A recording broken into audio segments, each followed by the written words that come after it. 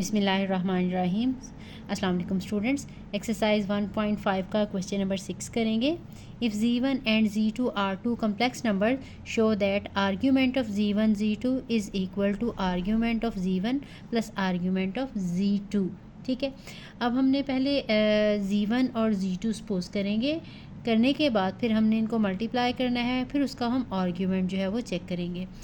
तो late argument के लिए अब हमें पता है कि हमें पोलर फॉर्म में लिखना पड़ेगा। Z1 is equal to R1 और cos of theta 1 plus iota sine of theta 1। ठीक है, जो Z1 हमने पहला नंबर सपोज किया है उसकी मैग्नीट्यूड जो है वो R1 है और जो एंगल है वो थीटा 1 है।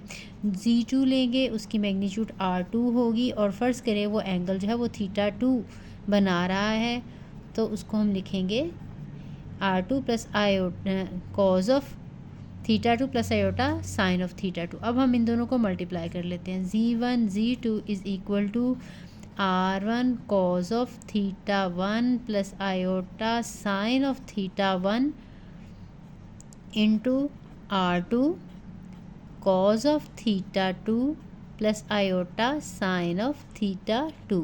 ठीक, अब ये मल्टीप्लाई हो रहे हैं तो R1 को R2 के साथ मल्टीप्लाई करके स्टार्ट में लिख लेते हैं और इस पार्ट को हम इसके साथ मल्टीप्लाई करेंगे। कॉस थीटा 1 को जब हम कॉस थीटा 2 के साथ मल्टीप्लाई करेंगे तो ये आ जाएगा cos theta 1 into cos theta 2। Then इसको हम इसके साथ मल्टीप्लाई करेंगे तो आयोटा आ जाएगा cos theta 1 and sine theta 2। Again हमने ये सेकंड टर्म को इसकी फर्स्ट टर्म के साथ मल्टीप्लाई करना है तो ये आ जाएगा आयोटा साइन थीटा 1 फिर साथ में कॉस थीटा 2। ठीक, इसके बाद हमने जो है आयोटा साइन थीटा 1 को आयोटा साइन थीटा 2 के साथ मल्टीप्लाई करना है तो वो आ जाएगा plus iota square sine theta 1 into sine theta 2। इसके बाद इसको थोड़ा सिंप्लीफाई करेंगे। R1 R2 ये कॉस थीटा 1 है और कॉस थीटा 2 है, ये दोनों आयोटा वाली टर्म्स हैं। नेक्स्ट में हमें आयोटा कॉमन निकाल लेंगे। Sign theta 1 cos theta 1 and sine theta 2 plus iota sign theta 1 and cos theta 2। अब ये आयोटा स्क्वायर है तो आयोटा स्क्वायर आपको पता है कि -1 होता है, तो ये -1 into sine of theta 1 and sine of theta 2 आ जाएगा। ठीक है, इसके बाद अब ये R1 R2 ये cos of theta 1 cos of theta 2 और ये रियल पार्ट हम स्टार्ट में लगा लेते हैं। ये आ जाएगा माइनस साइन ऑफ थीटा 1 और साइन ऑफ थीटा 2। देन ये सेकंड और थर्ड टर्म में से आयोटा कॉमन हम ले लेंगे प्लस आयोटा और यहाँ पे आ जाएगा, ये वाली मैं पहले लिख रही हूँ टर्म, ये वाली बाद में लिख रही हूँ, sine theta 1 cos of theta 2 plus cos of theta 1 sine of theta 2। ठीक है, आयोटा इन दोनों में से कॉमन लिया है, इसमें से ये मैंने पहले लिखी है और ये मैंने बाद में थोड़ा सा अरेंज करके लिखी है क्योंकि ये फार्मूला बन जाता है, आपको क्लियर हो जाए। इन दो को मैं सेपरेट कर लेती हूँ, ये रियल पार्ट हैं और ये इमेजिनरी पार्ट्स हैं। तो ये R1 R2। अब अगर देखें ये cos of theta 1 cos of theta 2 minus sine of theta 1 और साइन ऑफ थीटा 2, ये cos of theta 1 plus theta 2 का फॉर्मूला है। ये आप लोगों ने पढ़ा हुआ है, cos alpha plus beta equal होता है cos of alpha cos of beta minus sine of alpha and sine of beta. ये अल्फ़ा बीटा की फॉर्म में पढ़े थे। अल्फ़ा मतलब जो भी पहला वाला एंगल है और बीटा जो भी सेकंड जो है वो एंगल है। ठीक है, तो इसी तरह से अगर हम ये देखें, ये साइन ऑफ थीटा 1 और कॉज ऑफ थीटा 2 और ये cos of theta 1 sine of theta 2, तो ये जो फार्मूला है sine of theta 1 plus theta 2 का फार्मूला है। ठीक है, ये हमारे पास कॉस का फार्मूला सम का बन गया और ये फार्मूला साइन का सम का फार्मूला साथ में लिखना है, तो लिख लें कि since cos of theta one plus theta two equal होता है cos of theta one cos of theta two minus sine of theta one और sine of theta two. Sine वाले फार्मूले में प्लस वाले में कॉज वाले फार्मूले में प्लस वाले में माइनस आता है और माइनस वाले में प्लस आता है, लेकिन जो साइन का फार्मूला है theta one plus theta to का, कॉज वाले में पहली दोनों टर्म्स कॉज में, दोनों एंगल कॉज के साथ आते हैं, अगले वाले दोनों एंगल साइन के साथ आते हैं। लेकिन साइन का जो फार्मूला है इसमें पहले एंगल साइन के साथ आएगा, दूसरा एंगल कॉज के साथ, उसके बाद फिर पहला जो है ये एंगल कॉज के साथ आएगा और दूसरा एंगल जो है वो साइन के साथ आएगा। ठीक है, ये फार्मूले आप लोगों ने पहले पढ़े हुए हैं, तो ये वाले फार्मूले जो हैं दोनों इसमें इस्तेमाल किए हैं। इनकी जगह पे हमने ये लगाया है। अल्फ़ा बीटा की फॉर्म में लिख लेंगे, इस तरह से लिख लें, यह आ जाएगा R1 R2, ये हमारा था Z1 Z2। अब आर्ग्यूमेंट हमने इसका लिखना ये एक दफ़ा मैं लगा देती हूँ, cause of theta one plus theta two plus iota sine of theta one plus theta to. दोबारा लिखने की ज़रूरत नहीं थी लेकिन मेरे से गलती से लिखा गया। अब आर्ग्यूमेंट ऑफ Z1 Z2, जिस चीज़ का भी अब ये जिस नंबर का भी हमने आर्ग्यूमेंट देखना है, हमें यहाँ पे देखते हैं कि कॉज में और साइन में वो सेम ही एंगल होगा हमेशा, कि ये कौन सा एंगल है वही उसका आर्ग्यूमेंट होता है। अब ये दोनों जगह ये theta one plus theta two है, इसका मतलब argument of Z1 Z2 is theta one plus theta two. अब this is the angle of Z1, ठीक है, and this one is the angle of Z2। ठीक है, आपको पता है एंगल जो होगा वही आर्ग्यूमेंट होगा। अब इसका मतलब है कि theta one is argument of Z1 and theta two is argument of Z2। Since यहाँ पे हमने स्टार्ट में सपोज किया था आर्ग्यूमेंट का एंगल थीटा वन, और जो थीटा टू है ये आर्ग्यूमेंट हमने सपोज किया था Z2 का। तो इसका मतलब यह है कि यही हमने प्रूव करना है कि अगर इनकी प्रोडक्ट का आर्ग्यूमेंट लिया जाए तो वो दोनों के एंगल्स का, दोनों के आर्ग्यूमेंट्स का सम हो जाता है। चलते हैं नेक्स्ट पार्ट की तरफ। सेकेंड पार्ट है argument of Z1 over Z2 is equal to argument of Z1 minus argument of Z2। बिल्कुल ये जो हमने पहला पार्ट किया बिल्कुल उसी तरह से है, वही हमने Z1 सपोज करना है। Let Z1 is equal to R1 cos of theta one plus iota sine of theta one. ठीक है, यानी Z1 की मैग्नीट्यूड थीटा वन है और आर्ग्यूमेंट जो है मैग्नीट्यूड R1 है और आर्ग्यूमेंट जो है वो थीटा वन है। जो Z2 है इसकी जो मैग्नीट्यूड है वो R2 है और जिसका आर्ग्यूमेंट है वो थीटा टू है। अब हमने Z1 को Z2 के साथ डिवाइड करना है। सो Z1 over Z2 is R1 cos of theta 1 plus iota sin of theta 1 divided by R2 cos of theta 2 plus iota sin of theta 2। इसके बाद अब हमें, आपको पता है जब भी कम्प्लेक्स नंबर डिनोमिनेटर में आ जाए तो हम जो भी हमारा कम्प्लेक्स नंबर हो उसको कॉन्जुगेट लेके मल्टीप्लाई भी करते हैं, डिवाइड भी करते हैं, यानी हमें इसको साथ रैशनलाइज करना होता है। तो इसको हम रैशनलाइज करेंगे, तो ये Z1 over Z2 is equal to R1 over R2 और उसके बाद cos of theta one plus iota sine of theta one over cos of theta two plus iota sine of theta two. तो ये rationalise होगा, cos of theta two minus iota sine of theta two over cos of theta two minus iota sine of theta two. अब हम multiply कर लेंगे, Z1 Z2 is equal to R1 over R2।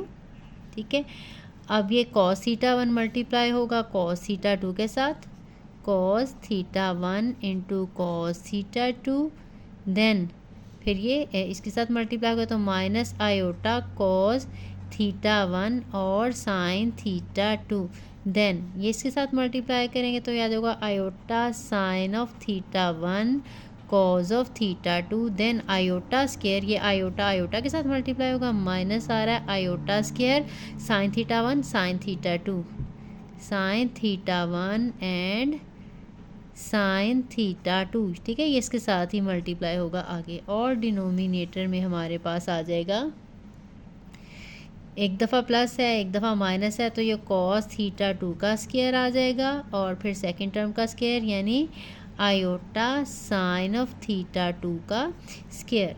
Now this one is R1 over R2, इसको थोड़ा सा हम simplify करेंगे, cos theta 1 cos of theta 2 minus iota cos theta 1 sine theta 2 और plus iota sine of theta 1 और cos of theta 2। Then ये iota square आ जाएगा -1, जिसके साथ ये प्लस बन जाएगा, ठीक है, आयोटा स्क्वायर की वैल्यू -1 आ जाएगी, -1 और ये माइनस के साथ मल्टीप्लाई होकर प्लस हो जाएगा, ये आ जाएगा साइन थीटा 1 और sine theta 2 over cos square theta 2 minus iota का स्क्वायर और साइन स्क्वायर थीटा 2 आ जाएगा। ये R1 ओवर R2, इसमें हम थोड़ा सा अरेंज करके निकालेंगे, ये रियल पार्ट है और ये रियल पार्ट है जिसमें यानी आयोटा नहीं है, ये सेपरेट लगा लेंगे, cause of theta 1 cos of theta 2 plus sign of theta 1 और साइन ऑफ थीटा 2, फिर इसमें से आयोटा हम कॉमन निकाल लेंगे, ये sign theta 1 cos of theta 2 फिर माइनस, ठीक है, ये वाला मैंने पहले लिखा है और ये वाला मैं बाद में लिखूँगी, sine of theta 1 cos of theta 2 और फिर कॉज ऑफ थीटा 1 और साइन ऑफ थीटा 2 माइनस आएगा, माइनस कॉज थीटा 1 और साइन थीटा 2, ठीक है, और डिनोमिनेटर में हमारे पास आ जाएगा cos square theta 2 minus iota square की वैल्यू -1 और साथ में साइन स्क्वायर थीटा 2 आ जाएगा।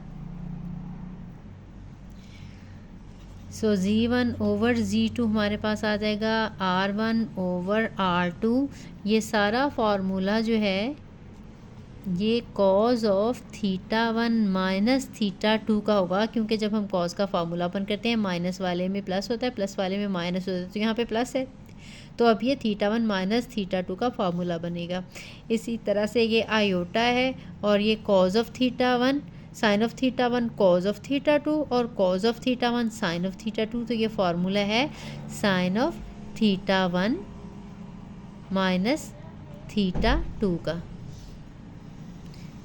ये आ जाएगा कॉस स्क्वायर थीटा 2 और ये माइनस और माइनस प्लस हो जाएंगे साइन स्क्वायर थीटा 2, यह आ जाएगा R1 ओवर R2 और ये ऊपर वाला हमारा आ जाएगा cause of theta 1 minus theta 2 plus iota sine of theta 1 minus theta 2 और डिनोमिनेटर में आ जाएगा 1, क्योंकि आपको पता है कि sine square theta plus cos square theta का आंसर जो है वो 1 होता है, तो ये यहाँ पे थीटा 2 था, तो ये फार्मूला हमने यूज़ किया, इसकी जगह पे 1 आ जाएगा, 1 लगाने की ज़रूरत नहीं है, ठीक। अब ये देखें ये Z1 और Z2 का आंसर है, इसका मतलब है Z1 Z2 की जो मैग्नीट्यूड है वो R1 ओवर R2 है, जो इसका एंगल है वो थीटा 1 माइनस थीटा 2 है, इसका मतलब यह है कि argument of Z1 over Z2 is theta 1 minus theta 2, ठीक है, जो भी यहाँ पे एंगल आपको पता होता है वो उस कम्प्लेक्स नंबर का आर्ग्यूमेंट होता है, तो अब यहाँ पे एंगल थीटा 1 माइनस थीटा 2 आ रहा है, तो यही आर्ग्यूमेंट है Z1 Z2 का। अब आपको पता है कि जो थीटा 1 है ये तो आर्ग्यूमेंट है, थीटा 1 की जगह पे लगा दिया Z1 का आर्ग्यूमेंट ऑफ Z1, और ये जो थीटा 2 है ये तो आपको पता है कि आर्ग्यूमेंट था Z2 का, और यही हमने प्रूव करना था, हैंस प्रूव्ड।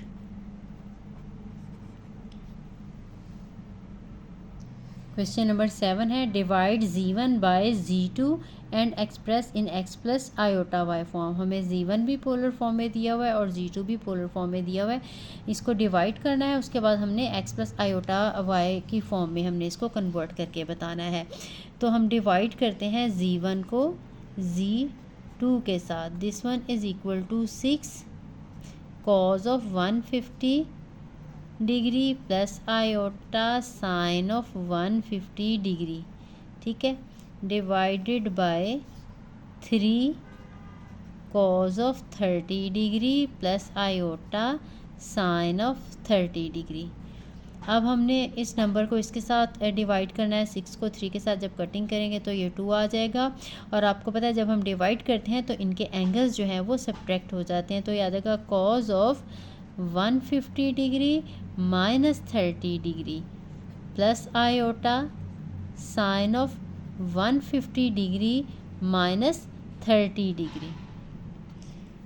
तो अब हमने इनको माइनस करके लगा लेना है, ये कॉज ऑफ 120 डिग्री आ जाएगा plus iota sine of 120 degree आ जाएगा। इसके बाद हमने वैल्यूज़ इनकी लगा लेनी है। कैलकुलेटर से वैल्यूज़ निकालेंगे तो पॉइंट्स में आ जाएंगी। हमने कोशिश करनी होती है वो एंगल जो कि 30, 45 या 60 में कन्वर्ट हो सकते हो, तो वो हम एग्जैक्ट उसकी वैल्यू जो है वो लिखें। अब ये जो 120 डिग्री का एंगल है ये यहाँ पे अगर हम देखें तो ये 60 डिग्री के इक्वल आ जाता है, ठीक है। तो इसकी वही वैल्यूज़ होंगी जो 60 डिग्री की वैल्यूज़ होती हैं, लेकिन क्वाड्रेंट के अकॉर्डिंग जो है वो सिंबल्स लगेंगे। 60 की वैल्यूज़ आएंगी, साइन के लिए पॉजिटिव आएंगी क्योंकि साइन की वैल्यू सेकंड क्वाड्रेंट में पॉजिटिव होती है, लेकिन कॉस की वैल्यू नेगेटिव होती है, तो ये आंसर नेगेटिव में आएगा, ठीक है। तो जो कॉस की वैल्यू होती है 60 पे एंगल पे वो 1/2 होती है, लेकिन साथ में ये सेकंड क्वाड्रेंट की वजह से नेगेटिव सिंबल लगा देना है।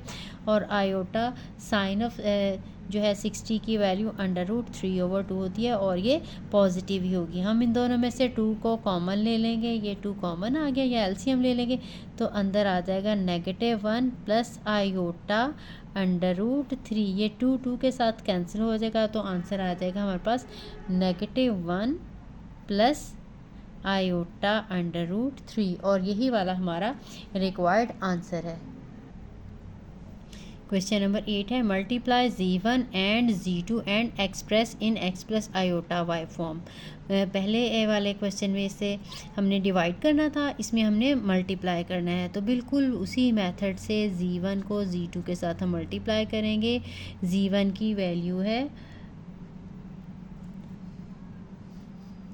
इसके साथ यहाँ पे 2 भी है, तो ये 2 cause of 60 degree plus iota sine of 60 degree multiply by 5 cause of 90 degree plus iota sine of 90 degree. अब हमने क्या करना है, ये जो इनकी मैग्नीट्यूड्स हैं इन्हें मल्टीप्लाई कर लेंगे। 2 मल्टीप्लाई बाय 5, और आपको पता है जब ये नंबर इसके साथ मल्टीप्लाई होता है तो इनके आर्ग्यूमेंट्स ऐड होते हैं। मल्टीप्लाई हो रहे हों तो एंगल्स ऐड हो जाते हैं, और जब हम डिवाइड कर रहे हों तो एंगल सब्ट्रैक्ट हो जाते हैं। अभी हमने ये प्रूफ भी किया है इसी वीडियो में। तो याद आएगा cause of 60 degree plus 90 degree plus iota sine of 60 degree plus 90 degree. अब ये मल्टीप्लाई करेंगे तो ये 10 आ जाएगा, और इन एंगल्स को ऐड करेंगे तो ये एंगल 150 डिग्री आ जाएगा। 150 degree plus iota sine of 150 degree. अब हमने क्योंकि इनको जो है x प्लस आयोटा y की फॉर्म में कन्वर्ट करके बताना है, तो हमें इनकी वैल्यूज़ जो है वो लगानी पड़ेगी। अब ये जो 150 का एंगल है ये इक्वल होता है 30 डिग्री के, और ये क्वाड्रेंट बनेगा सेकंड। 150 जो है सेकंड क्वाड्रेंट में आता है, और ये 30 डिग्री के इक्वल होगा। तो इसमें भी जो साइन की वैल्यू है वो पॉजिटिव आएगी, और जो कॉस की वैल्यू है वो नेगेटिव आएगी, और 30 वाली वैल्यूज़ आएंगी, ठीक है। तो हम कॉस की 30 की वैल्यू आपको पता है √3/2 होती है कॉज ऑफ, लेकिन ये नेगेटिव आ जाएगी, नेगेटिव कॉज ऑफ 30 डिग्री लिख लें, और ये आयोटा साइन ऑफ 30 डिग्री लिख लें। नेक्स्ट में इसकी वैल्यू लगा लें, यहाँ पे मैंने लिख दिया है, मेंशन कर दिया है। अब इसकी वैल्यू जो है 3/2, साथ में माइनस आ जाएगा और इसके साथ आ जाएगी 1/2। ठीक है, अब इसमें से 2 कॉमन ले लेते हैं, यह आ जाएगा -√3 प्लस आयोटा, ये 1 के साथ आयोटा मल्टीप्लाई होगा तो यही आ जाएगा। अब ये कटिंग हो के 5 आ जाएगा और अंदर हमारे पास आ जाएगा, इसके साथ हम मल्टीप्लाई कर लेंगे। अगले स्टेप में मल्टीप्लाई करना है तो मल्टीप्लाई कर लेनी, तो एज इट इज़ भी हम लिखा रहने देंगे तो तब भी ठीक है, अदरवाइज़ ये आ जाएगा -5/√3 और प्लस आयोटा 5। तो यही हमारा रिक्वायर्ड आंसर है। क्वेश्चन नंबर 9 है, find the modulus and argument of -2 -2 iota. हमें कम्प्लेक्स नंबर दिया हुआ है, z जो है वो -2 -2 आयोटा है। ठीक है, इसका जो x है वो -2 है और जो y है वो भी -2 है। हमने एक तो इसका मॉडुलस निकालना है, आपको पता है z modulus is equal to r, this one is equal to x² plus y² का स्क्वायर रूट। तो ये -2 का स्क्वायर है, फिर -2 का स्क्वायर है और इसका स्क्वायर रूट। ठीक है, -2 का स्क्वायर रूट ये 4 + 4 का स्क्वायर रूट यानी कि 8 का स्क्वायर रूट आ जाएगा। और 8 की फैक्टराइजेशन आपको पता है 2 × 2 होती है, तो ये 2² × 2 का स्क्वायर रूट, तो ये वाला 2 बाहर आ जाएगा और एक 2 स्क्वायर रूट के अंदर आ जाएगा। ठीक, तो √2 जो है इसकी मॉडुलस की वैल्यू आ गई। दूसरी चीज़ हमने क्या फाइंड आउट करनी थी, जो एंगल है, तो अब हम इसका आर्ग्यूमेंट निकालेंगे या एंगल निकालेंगे। Argument of z is equal to tan inverse y/x होता है। अब हमारे पास ये है tan इनवर्स y, अब हमारे पास वो भी -2 है और x भी हमारे पास -2 है। ठीक, तो हमारे पास आंसर आ जाएगा tan इनवर्स 1। अब ये देखें, tan की वैल्यू जो 1 है वो 45 के एंगल पे होती है। अब हमारे पास क्योंकि ये x की वैल्यू भी नेगेटिव है और y की वैल्यू भी नेगेटिव है, तो ये हमारा क्वाड्रेंट कौन सा बनेगा, क्वाड्रेंट हमारा बनेगा 4th। ठीक है, ये 4th क्वाड्रेंट होने की वजह से ये 45 डिग्री का एंगल है, तो ये हमारे पास दोनों नेगेटिव हैं, तो tan का एंगल जो भी आएगा उसको 180 डिग्री में ऐड करना पड़ेगा, क्योंकि हमने एंगल निकालना है, आपने यहाँ से एंगल की मेजरमेंट बतानी होती है। ठीक है, यहाँ तक एंगल 45 है, क्योंकि हमारी ये दोनों वैल्यूज़ नेगेटिव हैं, नेगेटिव होने की वजह से क्वाड्रेंट आ गया थर्ड। तो थर्ड में जो भी एंगल आपने बताना हो तो 180 डिग्री उसमें ऐड करना पड़ता है। तो या तो इसको हम बता दें π/4 प्लस पाई, या फिर अगर आपने डिग्रीज में बताना है तो 45 + 180 डिग्री। ठीक है, जैसे आपको कन्वीनियंट लगे। तो 4 इसका एलसीएम आ जाएगा, पाई + 4π, तो आंसर आ जाएगा 5π/4। ठीक है, जब इसको हम डिग्रीज में कन्वर्ट करेंगे तो ये 180 डिग्री प्लस 45 डिग्री इनको ऐड करके हम बता देंगे। तो यही हमारा जो है वो रिक्वायर्ड आंसर था। तो बाकी क्वेश्चंस हम करेंगे इंशाल्लाह नेक्स्ट वीडियो में। तो वीडियो अच्छी लगी हो तो लाइक ज़रूर करें, चैनल को सब्सक्राइब करें और अपने फ्रेंड्स के साथ ज़रूर शेयर करें। अल्लाह हाफ़िज़।